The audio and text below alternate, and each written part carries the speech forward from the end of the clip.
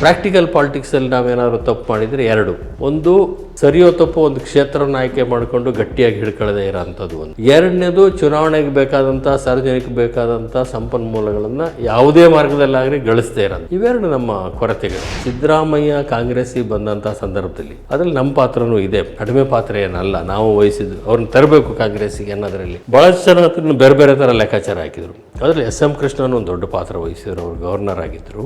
ನನ್ನ ನಿಲುವಿನಲ್ಲಿ ಒಂದು 2-3 ಸ್ಪಷ್ಟ ನಿಲುವಿದ್ದಾವೆ. ಒಂದು ಸರ್ತಿ ಸಚಿವ ಅಥವಾ ಸಭಾಪತಿ ಈ ಹಂತಕ್ಕೆ ಹೋದವರು ಅದರಿಂದ ಕೆಳಗೆ ಬರಬೇಕು, ಸಾಧ್ಯವಾದರೆ ಅದಕ್ಕಿಂತ ಮೇಲೆ ಆ ಹಂತಕ್ಕೆ ಅಥವಾ ಮೇಲೆ ಹೋಗ್ಬೇಕು, ಇಲ್ಲಾಂದರೆ ಸುಮ್ಮನೆ ಇರಬೇಕು. ಹಾಗಾಗಿ ಒಂದು ಸರ್ತಿ ಅದಾದ ನಂತರ ನಾನು ಯಾವುದೇ ಕಾರಣಕ್ಕೂ ಕೂಡ ಮತ್ತೆ ಯಾವುದೇ ಚೇರ್ಮನ್ನು, ಗ್ಯಾರಂಟಿ ಆಗಲಿ, ಪ್ಲ್ಯಾನಿಂಗ್ ಕಮಿಷನ್ ಆಗಲಿ, ಬೋರ್ಡು, ಕಾರ್ಪೊರೇಷನ್, ನೀವು BD ಎಲ್ಲ ಯಾವುದು ಕೊಟ್ಟರು ಕೂಡ ಅದು ಬೇರೆ ಉದ್ದೇಶಕ್ಕೋಸ್ಕರ ತಗೊಳ್ಬೇಕು, ಅದರ ಅವಶ್ಯಕತೆ ನಮಗಿಲ್ಲ. ಗ್ಯಾರಂಟಿ ನೀವು ಪ್ರಸ್ತಾಪ ಮಾಡಿದ್ದರಿಂದ ಅದ್ರ ಬಗ್ಗೆ ಎರಡು ಅಭಿಪ್ರಾಯಗಳಿದ್ದಾವೆ. ಒಂದು ಸಂಪೂರ್ಣವಾಗಿ ಸರಿಯೋ ಸಂಪೂರ್ಣವಾಗಿ ತಪ್ಪೋ ಅಂತ ಯೋಚನೆ ಮಾಡಿದರೆ ಎರಡೂ ಕೂಡ ಸತ್ಯನೇ. ಆದರೆ ಇದರ ಅವಶ್ಯಕತೆ ಇದೆಯಾ ಅಂದರೆ ಕೆಲವು ಅವಶ್ಯಕತೆ ಇದೆ. ಆದರೆ ನನ್ನ ವೈಯಕ್ತಿಕ ಅಭಿಪ್ರಾಯ ತಗೊಂಡ್ರೆ ಸಬ್ಸಿಡೈಸ್ ಮಾಡೋದು ಕರೆಕ್ಟ್, ಆದರೆ ಫ್ರೀ ಕೊಡೋದು ತಪ್ಪು.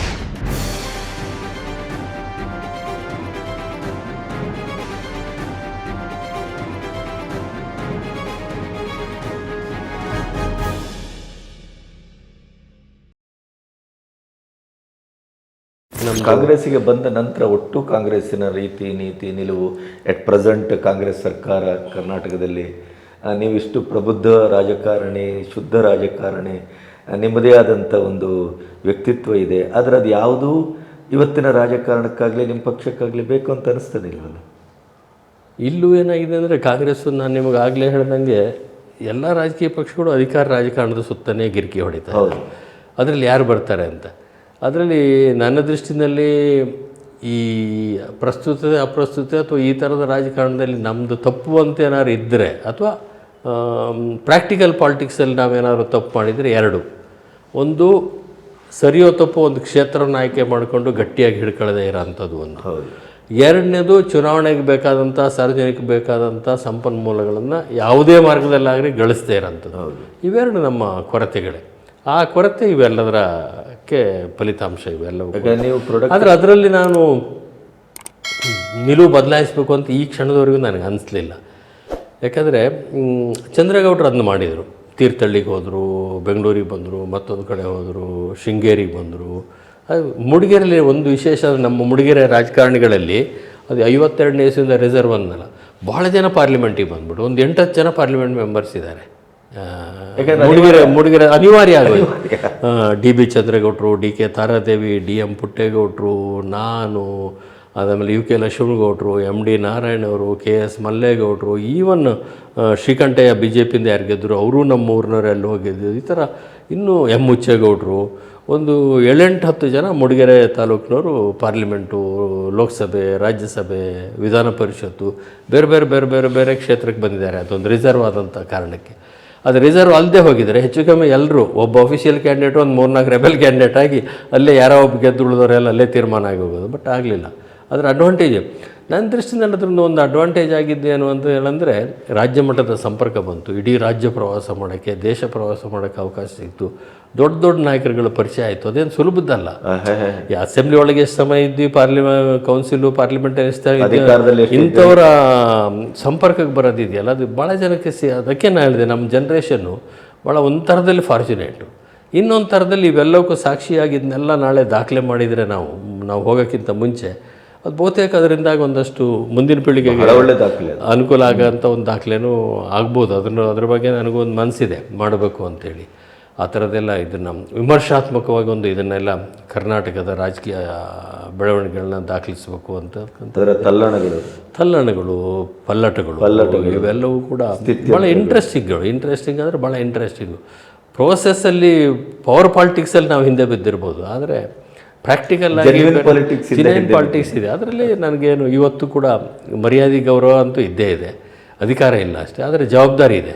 ನಾವು ರಾಜಕಾರಣಕ್ಕೆ ಬಂದಿದ್ದು ಒಂದು ಉದ್ದೇಶದಿಂದ ಬಂದಿದ್ದೇ ಹೊರತಾಗಿ ಅದಕ್ಕೆ ಬೇರೆ ಲೆಕ್ಕನೇ ಇರಲಿಲ್ಲ. JP ಮೂಮೆಂಟಲ್ಲಿ ಭಾಗವಹಿಸಿದಾಗ ಅಥವಾ ABVPಲಿ ಆ್ಯಕ್ಟಿವ್ ಆಗಿದ್ದಾಗ, ಆಮೇಲೆ ಬೇರೆ ಬೇರೆ ಸಂದರ್ಭದಲ್ಲಿ ನಾವು ಪಕ್ಷ ರಾಜಕಾರಣ ಮಾಡಿದಂಥ ಸಂದರ್ಭದಲ್ಲಿ ಒಂದು ತೀರ್ಮಾನ ಇಲ್ಲೇ ಹೇಳೋದು ಒಳ್ಳೆಯದು ಅನ್ನಿಸ್ತು ನನಗೆ.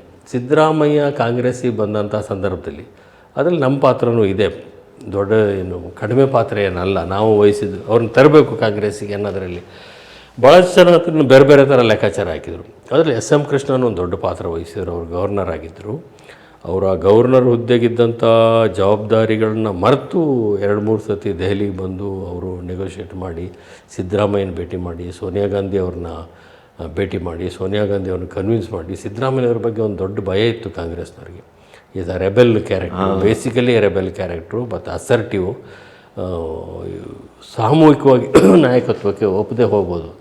ಬಟ್ ಅದನ್ನೆಲ್ಲ ಡಿಸ್ಪೆಲ್ ಮಾಡಿದಂಥವ್ರು ಕೃಷ್ಣ ಅವರು ಕೂಡ ಅವರಿದ್ದಂಥದಕ್ಕೆ. ಅದು ಕೆಲವು ವಿಷಯದಲ್ಲಿ ವಿಶ್ವನಾಥ್ ಹೇಳ್ತಾರೆ, ಅದನ್ನ ಅನೇಕ ಕಡೆ ಹೇಳಿದಾರಲ್ಲ, ಅದು ತೀರಾ ತಪ್ಪೇನಲ್ಲ ಅವ್ರು ಹೇಳ್ತಾರೆ. ಅವ್ರು ಸ್ವಲ್ಪ ಬೇರೆ ರೀತಿ ರಂಗಾಗಿ ಹೇಳ್ತಾರೆ, ಬಟ್ ಆದರೆ ಅಷ್ಟಿಲ್ಲ. ಬಟ್ ಅದರಲ್ಲಿ ಪಾತ್ರ ಇದ್ದಿದ್ದಂಥ, ಯಾಕೆ ನಾನೇ ಸಾಕ್ಷಿ ಅದರಲ್ಲಿ, ನಾನು ಆ ಸಭೆಯಲ್ಲಿ ಭಾಗಿ ಇದೆಲ್ಲ ಇದೆ.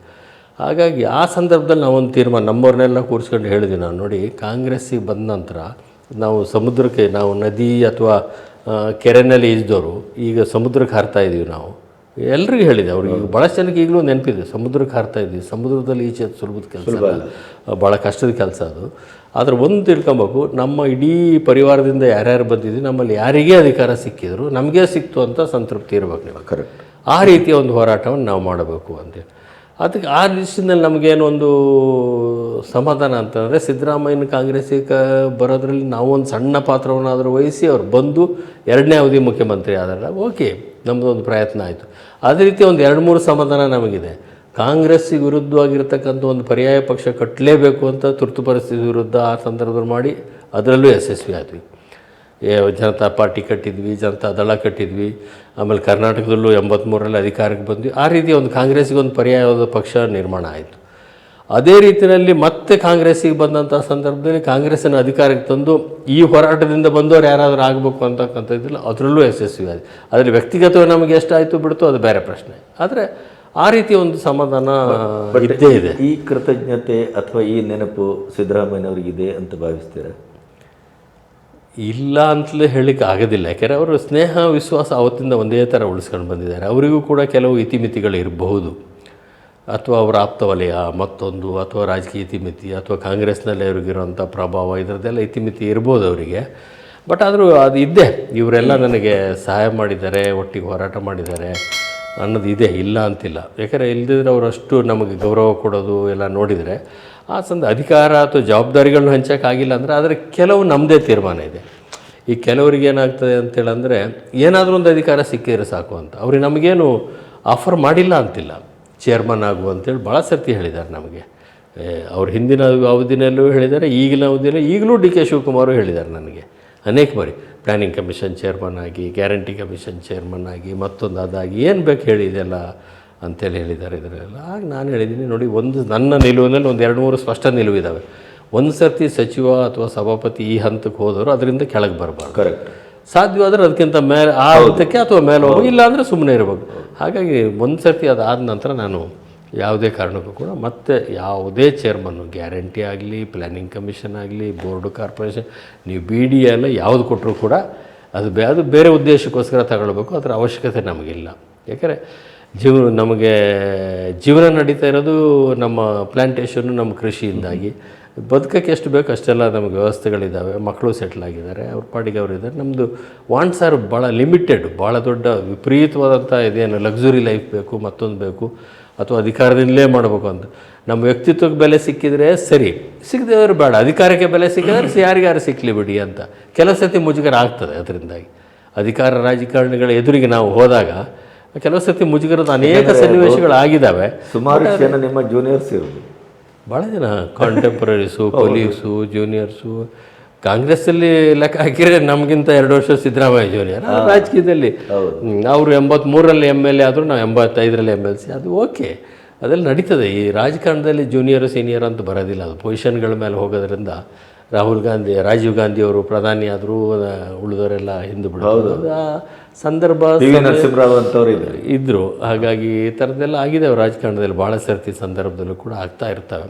ಅದೇನು ಹಾಗಾಗಿ ನನಗೇನು ಅದರಿಂದ ಏನು ಅನಿಸಿಲ್ಲ ಇವರೇನು ನಮ್ಮನ್ನು ಇದು ಮಾಡ್ತಾ ಇಲ್ಲ ಅಂತ. ಬಟ್ ಆದರೆ ಒಂದು ರಾಜಕಾರಣದಲ್ಲಿ ಇವತ್ತಾಗ್ತಾ ಇರತಕ್ಕಂಥ ಡಿಸಿಷನ್ ಎಲ್ಲ ಪಾರ್ಟಿನಲ್ಲೂ ಕೂಡ ಮೆರಿಟ್ಟಿಗೆ ಹೆಚ್ಚು ಮಾನ್ಯತೆ ಇಲ್ಲ ಅನ್ನೋ ಸ್ಥಿತಿ ಬಂದುಬಿಟ್ಟಿದೆ.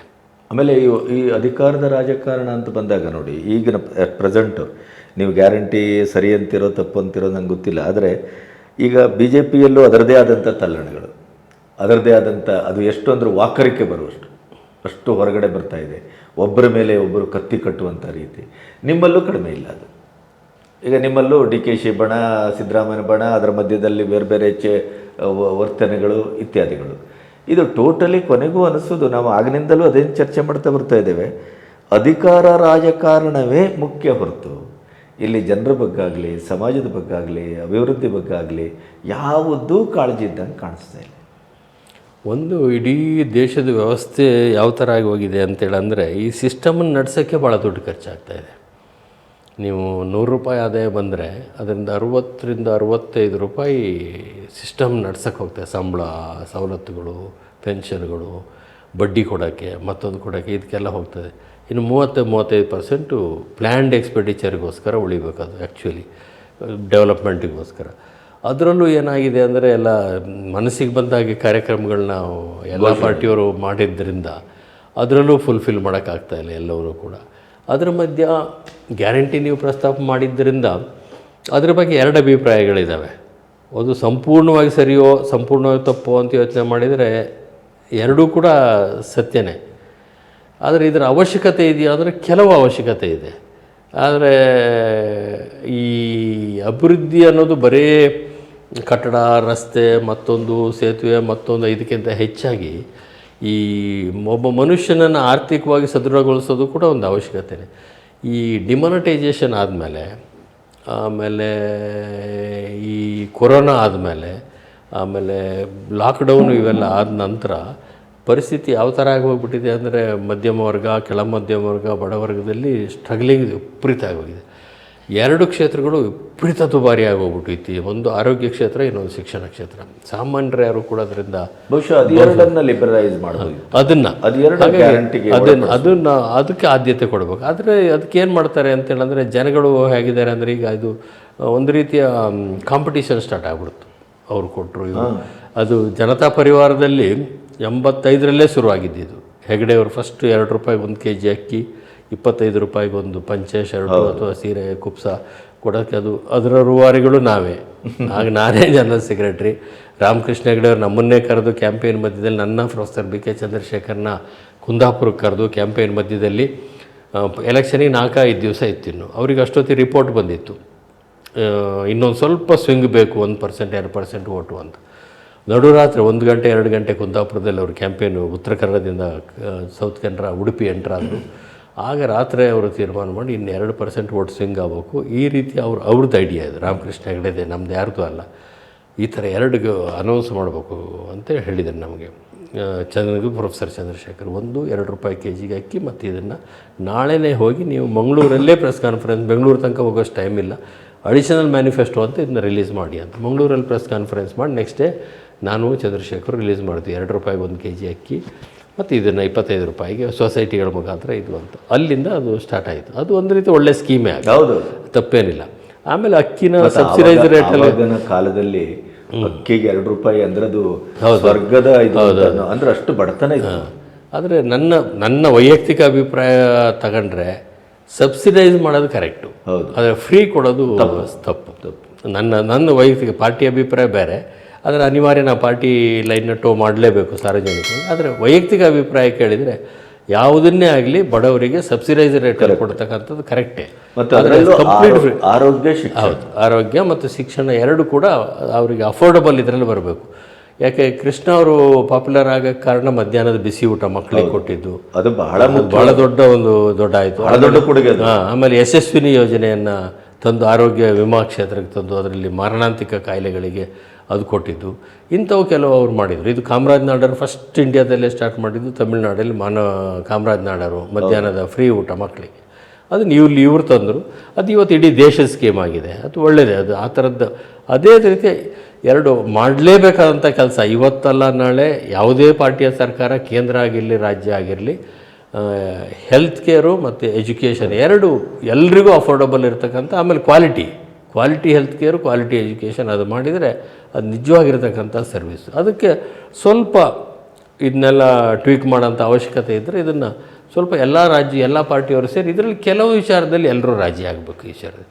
ಈಗೇನು ಆಪ್ನವರು ಘೋಷಣೆ ಮಾಡಿದರು, ಬಿ ಜೆ ಪಿಯವರು ಘೋಷಣೆ ಮಾಡಿದರು, ಕಾಂಗ್ರೆಸ್ನವ್ರದ್ದಂತೂ ಇದ್ದೇ ಇದೆ, ತೆಲಂಗಾಣದವರು ಎಲ್ಲ ಒಬ್ಬರು ಆದಮೇಲೆ ಒಬ್ಬರು. ತಮಿಳ್ನಾಡಲ್ಲಂತೂ ನಮಗಿಂತ ಜಾಸ್ತಿ ಇದೆ, ಫ್ರೀ ಬೀಸ್ ಅಂತ ಅವ್ರು ಕರೀತಾರಲ್ಲ ಅದು.